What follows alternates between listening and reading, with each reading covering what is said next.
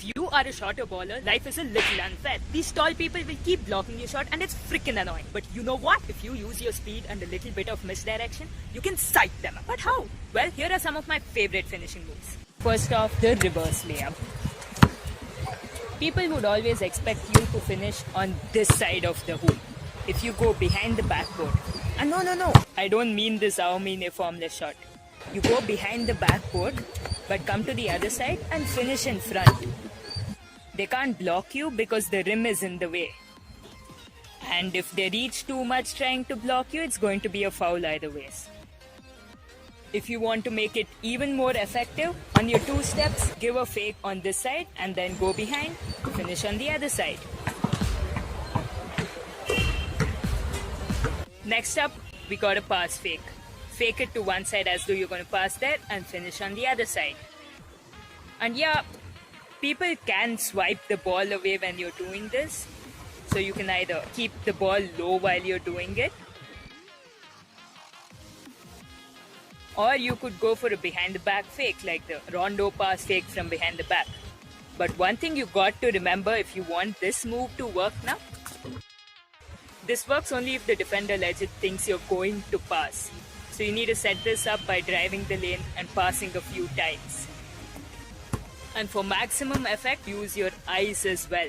Look at your teammate. And then I know it might be a little tough, but then after you fake it, do get your eyes on the rim and finish the layup. Next up, we got a behind the back handoff into a finish. This is great if you're quicker and more agile than the guy guarding you, because you go hard to one way, then hand it off behind your back, go the other way, and finish easy. It kind of has a similar effect as the reverse. If they try to reach, it's going to be a foul. And this move requires a bit more of ball control, so do make sure you practice this a bunch. But at the end of the day, it's not that tough also. The next one I like to use is a hook shot. This is one of the harder stuff out here. So you go, and when the defender is trying to jump to reach it, you extend your arm as far out as possible and just flick the ball high above them, right into the hoop. This needs some shooting touch on the ball, and it needs a ton of practice, so make sure you do a lot of practice before you try using it in a game so that it actually goes in. But when you do get this right, it's crazy effective. It's almost unblockable. The next one I like to use a ton is a floater. You stop suddenly and shoot a high arcing shot over the defender. Even this requires some shooting touch and practice, but it's not as tough as a hook shot. Because again, you have your other hand for a bit of support. I really love doing this off of just one step instead of the normal 2 steps and a layup. Because then you even have space between you and your defender, and they aren't expecting a shot right there, so they aren't even ready to jump. I would typically go overarm on this, but if there's enough space, you could also go underarm and do a floater, especially if you're kind of far from the rim. Pro tip, try to hit the corner of the square and get it in. That way you'll get an even higher arc, and if you happen to miss, at least it's not an air ball and someone can get a rebound. Another move I love doing is the 2-foot hop stop. And then from that you can do many things, right? You can jump towards the rim for a finish, or you can jump straight up for a shot, or you can fake and then go for a shot. There's so much you can do.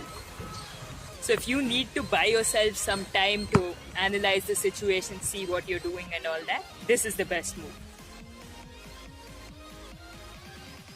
One more really crazy effective move which can also get you a ton of and ones is extending out under their hand and finishing it. I personally love to do this off a pump fake. They either jump or at least put their hands up. Now there's space to go underneath their hand and finish it off.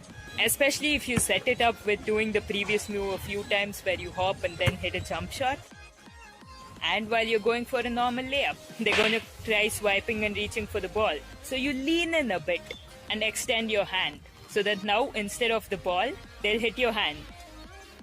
And that too a little later since you're a little lower. Which means you probably would have already released the ball, but it would be a foul.